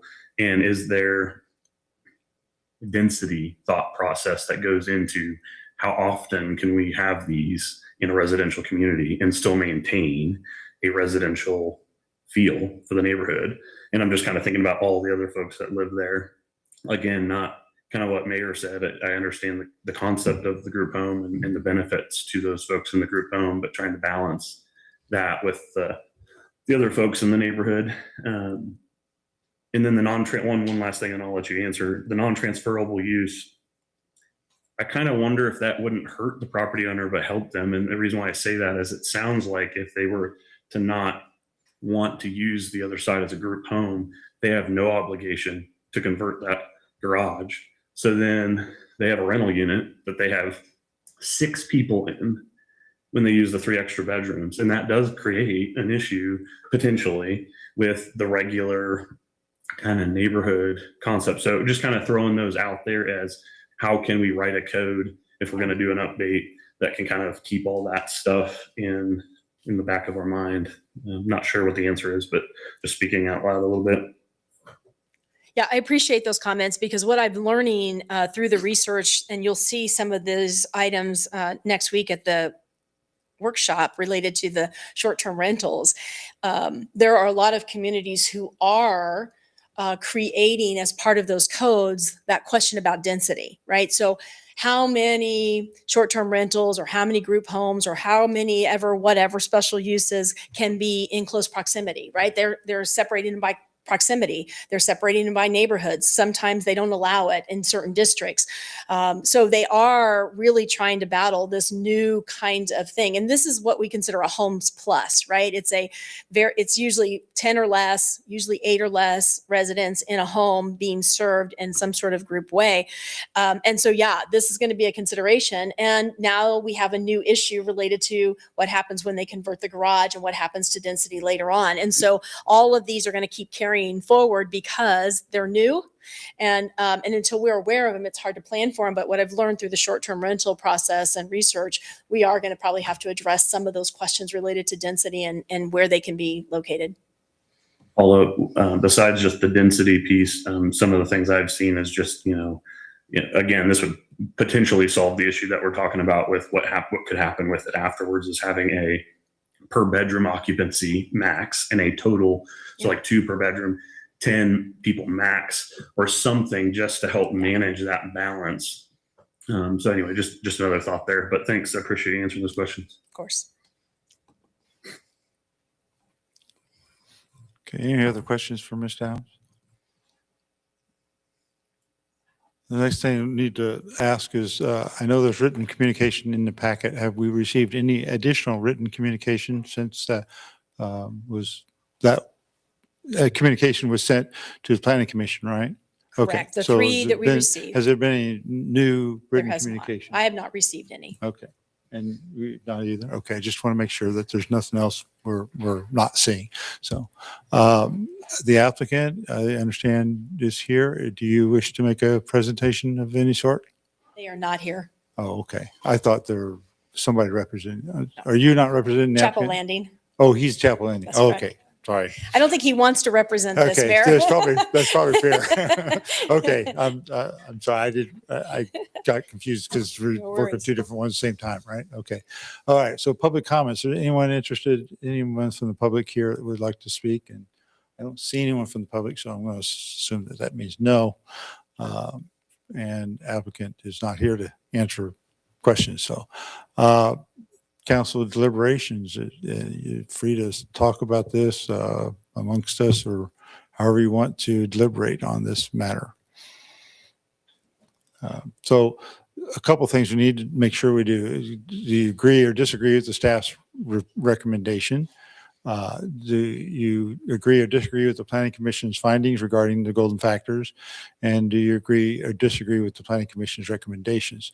So those are just things we need to vocalize and say, as our city attorney talked about the golden factors, and make sure that those go on the record so that there is a record there about what we're deciding here. And remember, I don't vote on this, so it's really, you guys have to make the record. So, okay.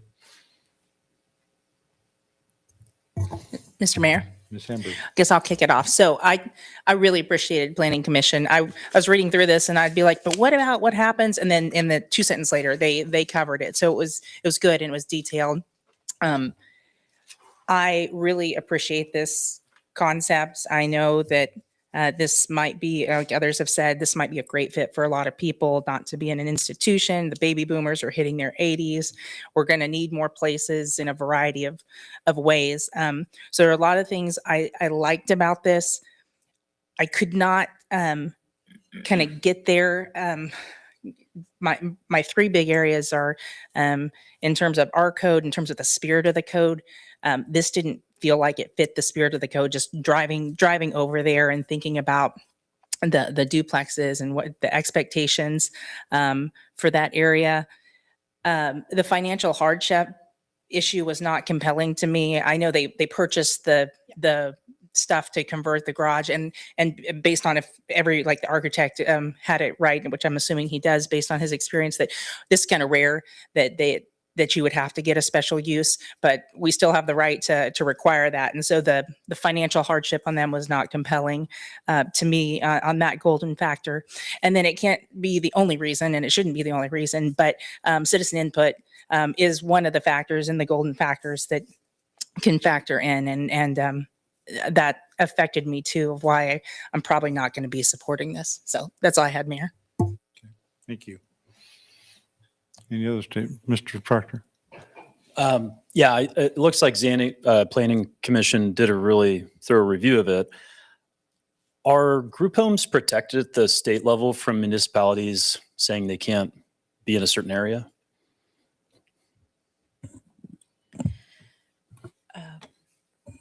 So municipalities have the legal authority to use zoning regulations regarding the special use permit, but municipalities cannot deny simply because a specific property is going to be zoned as a group home.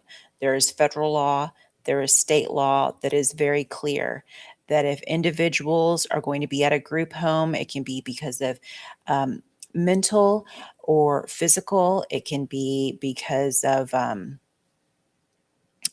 other types of disability, that those individuals are protected and that they're allowed to have housing. So if a municipality were to deny based upon individuals being in a group home with those type of disabilities, that would be unlawful, not only by federal law, but by a city code. However, if the governing body with the zoning regulations feels as though there is an issue, for example, with the golden factors, access, noise, screening, parking, services. These are all things that are provided in the staff report. And I think there was even discussion about those items at the Planning Commission meeting. As long as they are reasonable, then the municipality could on those reasons. Okay, can you help me a little bit more on that? So what's the difference between reasonable zoning concerns and denying because it's a group home in this case? On another case that I read about recently, not these case facts, there was going to be a specific group home, and the trash was changing from residential trash to commercial grade trash dumpsters. In that neighborhood, commercial grade trash dumpsters was not what was typically seen. So the governing body said, we would require you not to use those commercial grade dumpsters. Instead, you use residential. There's another example of there was going to be many, many cars involved for visitors, for I guess you could say medical staff, and there had to be a plan as to how to handle all those cars. For example, only a certain number at a certain time. Those are examples of what other governing body entities have experienced. Those were talking about parking, traffic ingestion. That was talking about size, the density of the trash, commercial grade dumpsters. It was not focused on the fact that the property was going to be used by a group of people in a group home setting. And I know that the Planning Commission even asked, is it possible that the group home could be used by individuals in a sober facility? And we just guessed that as well. That comment is based upon who, the group of people, what they're experiencing, and that would be not allowed per federal law. Does that help, council member? Yes, thanks so much. So it does raise a question for me on the parking. So would it be appropriate to require a parking plan now, or would that be appropriate to require a parking plan when this comes for business license?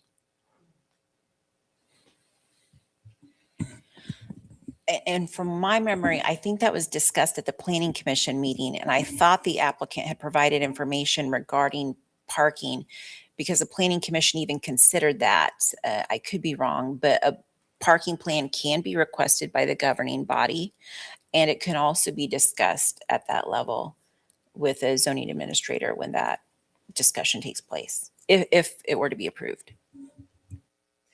I think part of the conversation too was there was no direct conversation or response, and nor were the applicants asked how many cars are going to be there. There was no way for them to predict that because they don't know who the residents are related to the care. So we did not talk about that. So I don't have a really great, but we can require a parking plan or encourage them. I think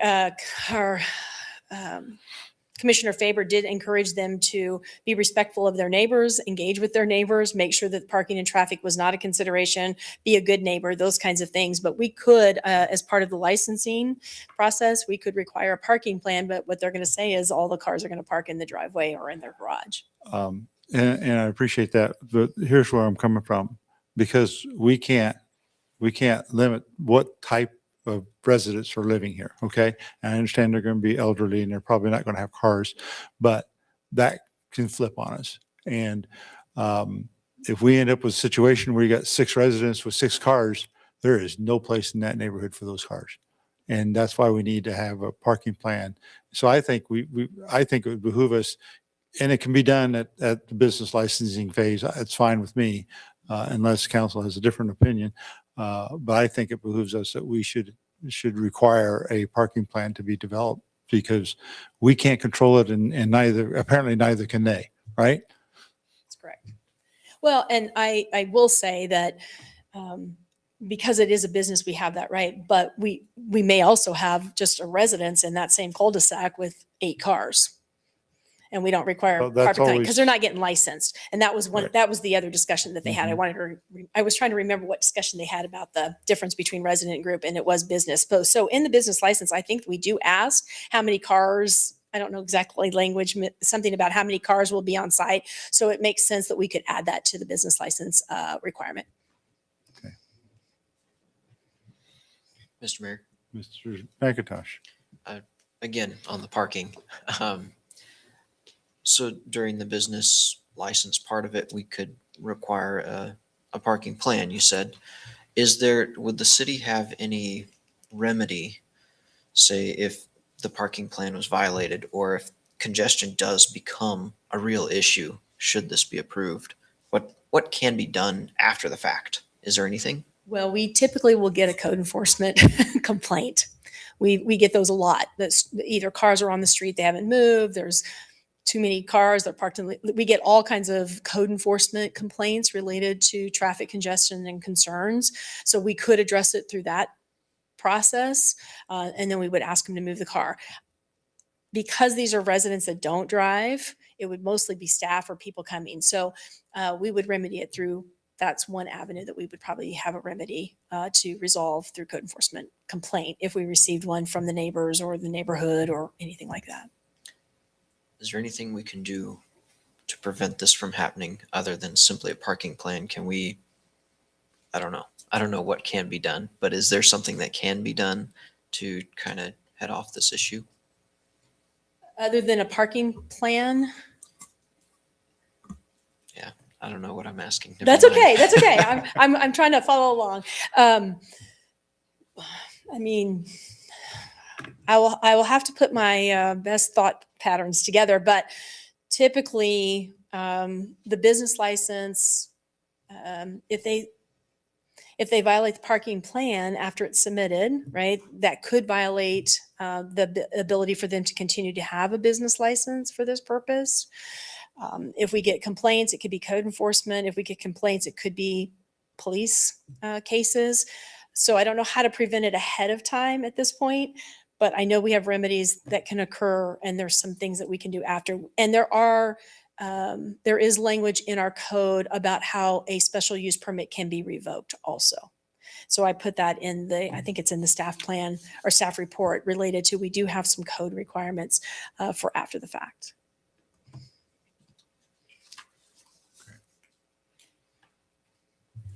Mr. Mayor, Ms. Hamburg. I just want to clarify one thing, and I've probably been sloppy because I was trying to compliment the idea. I think it's a good idea, but just clarify with the attorney, we are supposed to be blind to everybody who could be in there, not using it to support nor oppose the current plan for it or the potential plans for it. Just, is that correct? That's where you were talking about you can't discriminate based on the types of individuals that could be in the group home. Correct.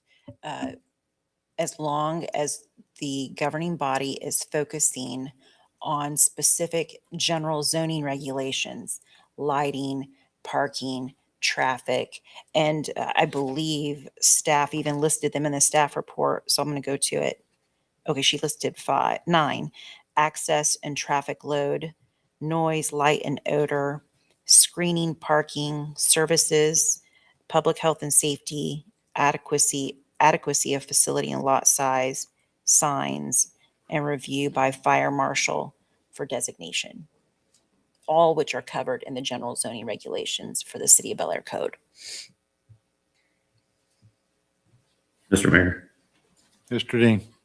Maria, just to follow up on that. So two things. One, so that means we can't assume just because they told us it's going to be elderly that it will be, because it could change, right? So we shouldn't really assume that and assume that there won't be a traffic issue. So just in the same light. And then the second thing is the group home concept in itself. Like you said, that the specific use can't be a part of that, but our issue with this is actually requires a special use permit. It's not currently allowed in that zoning district. So if we want to make any specific requirements, now is the time, isn't it? Like, isn't this the time to make those specific requirements? If we're going to approve a special use case, and if our code doesn't specifically address verbatim those items that we have concerns with? Yes, Councilmember Dean, you may add any condition that you like, as long as it is going to be covered through the zoning regulations. I would like to say one thing. When I was looking at the application, the applicant wrote down that the residents do not drive, therefore the number of cars will be for staff and visitors. Since most of the staff live next door, they will be parked in the adjacent parking area. Therefore, overall, the number of vehicles should not exceed 1 to 2 at a time and would appear no different from other homes on the street. The only reason I mentioned that is because that was supplied by the applicant on the application, if that helps the governing body at all. Well, that would, you could maybe construe that to be a parking plan, but is it an enforceable parking plan because it's in the application?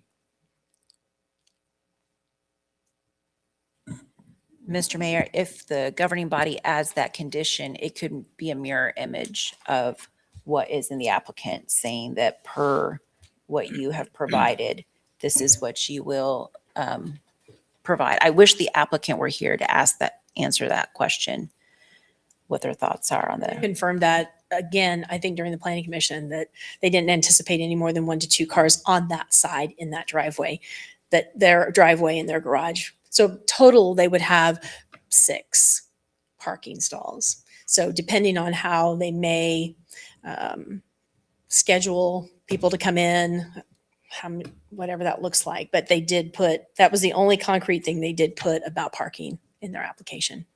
Yeah.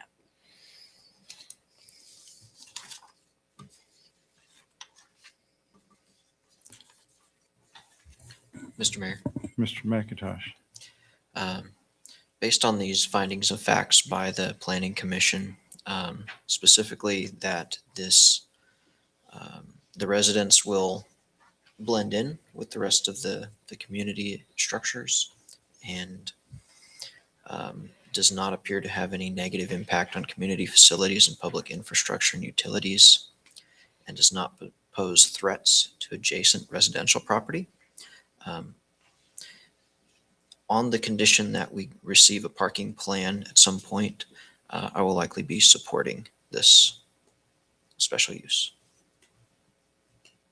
Okay, very good. Mr. Mayor, Mr. Proctor. I'll be supporting this special use because I don't know that we actually have a lot of standing to be able to say anything different because it's protected. Okay, very good. Thank you. Mr. Mayor, Mr. Dean. I'll be supportive of this too. And the reason why is I believe we have a long way to go to update our code. And I think that it is honorable that this applicant came to us and applied when there's a lot of folks that are using group homes and didn't go through this special use process that's required. And I think also there is clearly a need for this type of facility. I do worry a little bit about the density, but I think we can solve that with some future code adjustments. I think that in general, I agree with the comment about a parking plan, and it may be very similar to what the applicant has already committed to. And so I'll be in support of it. Very good. I've got several council members supporting it and one opposing it, but I need a motion. Mr. Mayor, Mr. David. for all the above stated reasons and the fact that the Planning Commission, I thought, did a very nice job with this, and that we do have a little bit of leeway yet on the business license to enforce some of the concerns. I'll be supporting this, and I'll motion to approve the findings of fact and recommendation of the Planning Commission for SP 25-01, adopt the ordinance as presented, and authorize the mayor to sign. I'll second. Okay, I have a motion by Mr. David and a second. I'm going to take Mr. Dean because the can came at the same time and I know he's time delayed.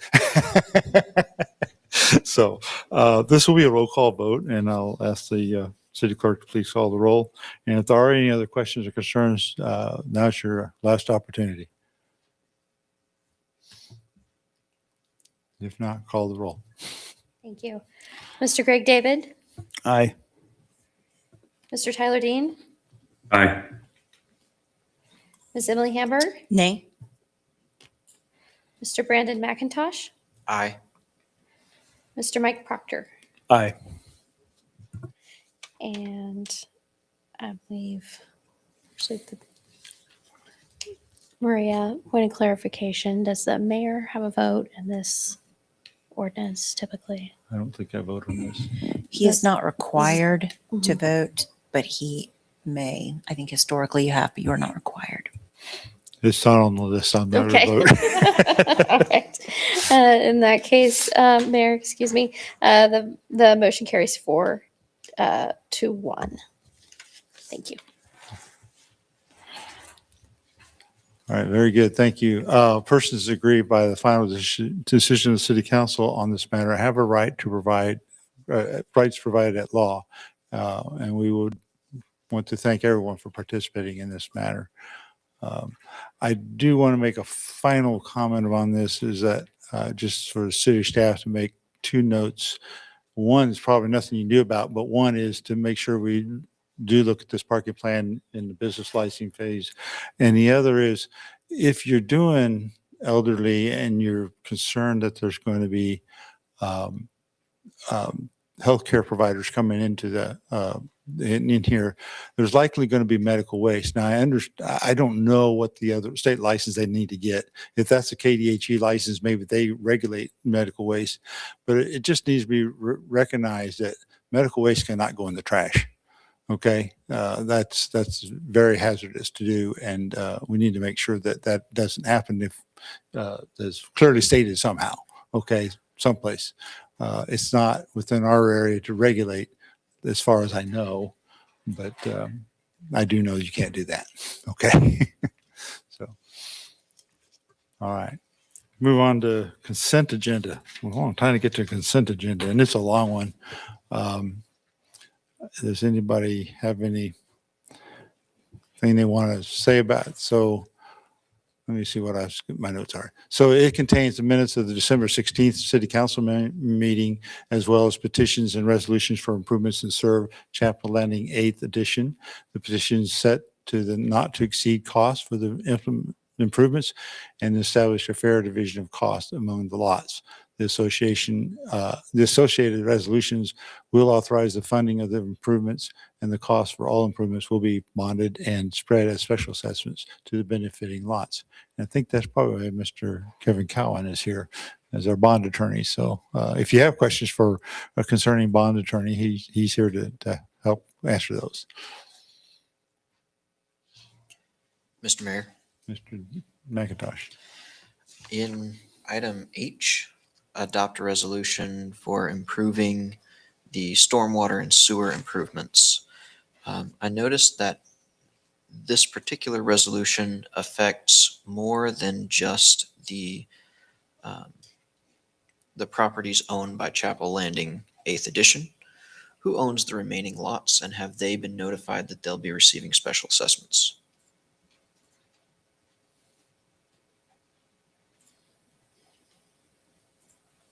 I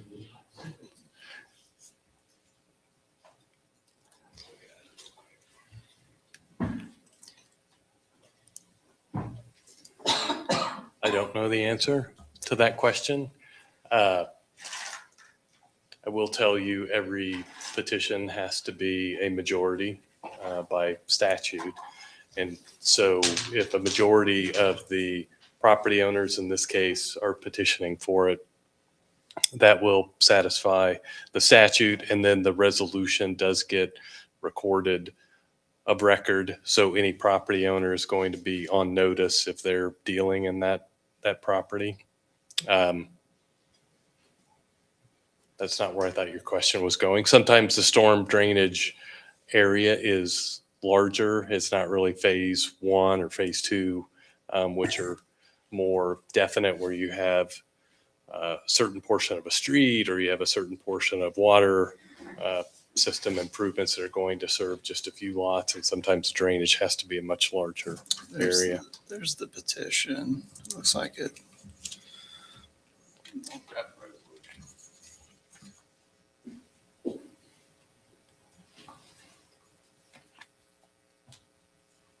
Oh, so the fractional basis is different, but the lots are still Chapel Landing 8th.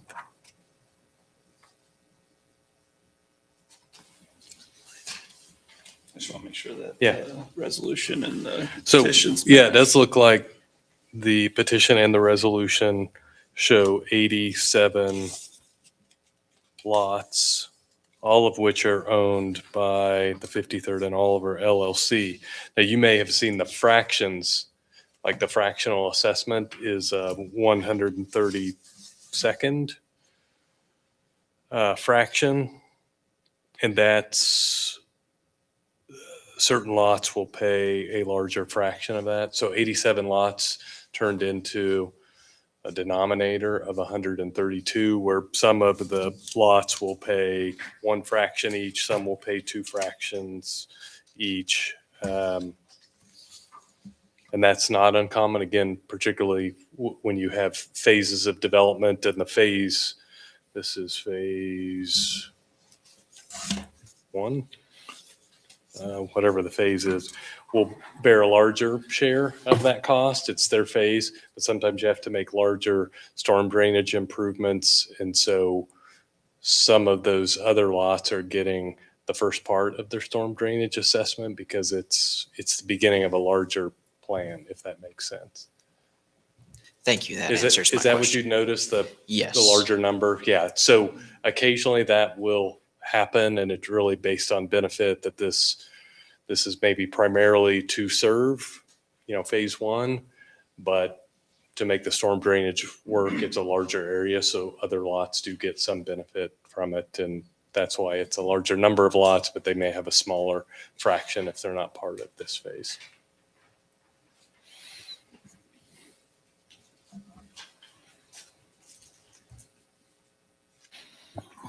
Mr. Mayor, Mr. Dean, or David, a motion to approve the consent agenda as listed and authorize the mayor to sign.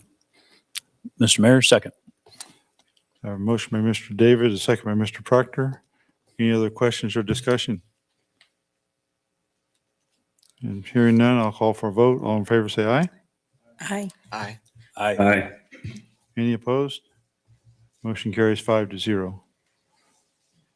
Next item is a 5-minute executive session. I think,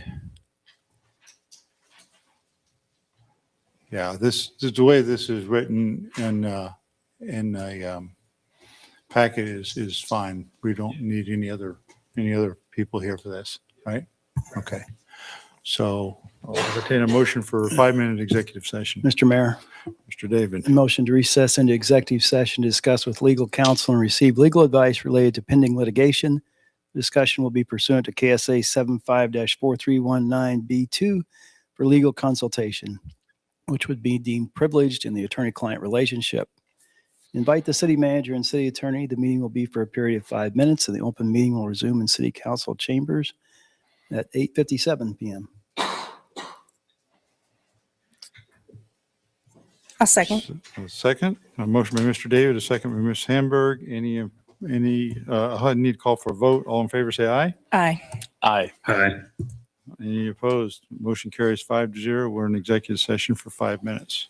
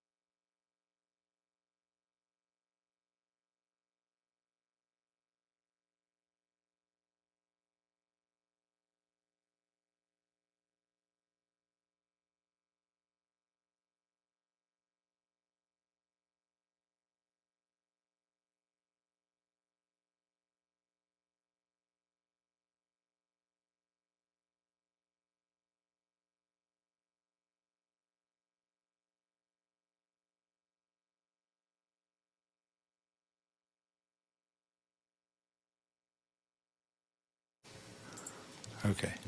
All right, we held an executive session, no binding action was taken. We'll call the meeting back to order and move on to item 14, adjournment. Mr. Mayor, before we adjourn, I'll give Oh. a quick, we need to take some headshots. Oh, I Nick forgot is, sorry, I didn't. Nick's hobby is photography. He's got a lot of equipment, so we're gonna try to do it with with Nick.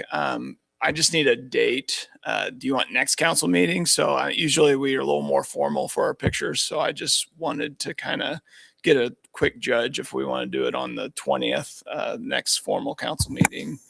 Are you doing it for everybody or just the new council members? So we would like to do it with everyone, just so that there's consistency on the board.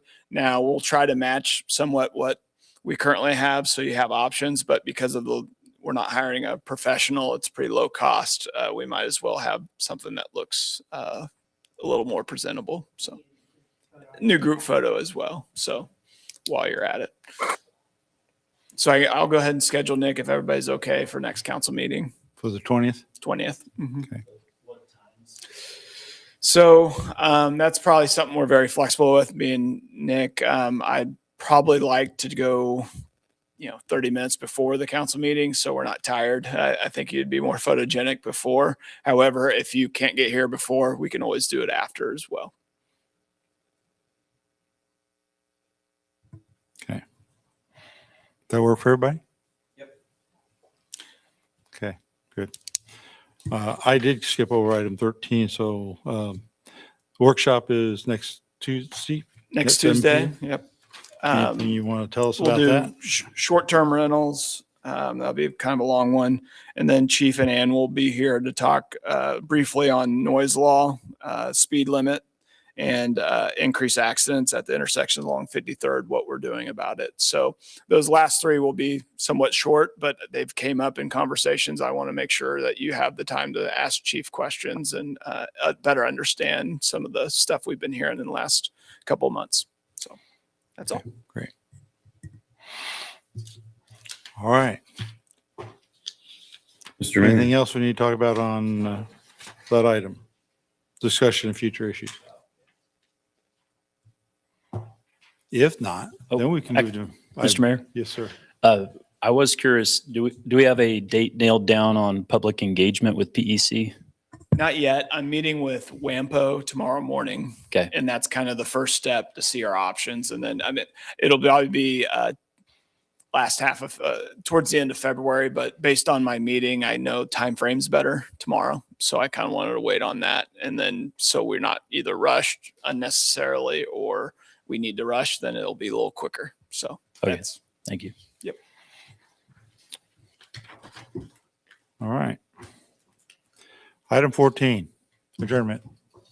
Anybody want to make a Mr. motion? Mr. Mayor, Mr. McIntosh. I'll make a motion to adjourn this meeting. Second. Anybody want a second? Second. I got a motion by Mr. McIntosh and second by Mr. Proctor. All in favor, say aye. Hi. Aye. Any opposed? I'm going to assume that vote is 5-0. We are adjourned and we'll see everybody next Tuesday.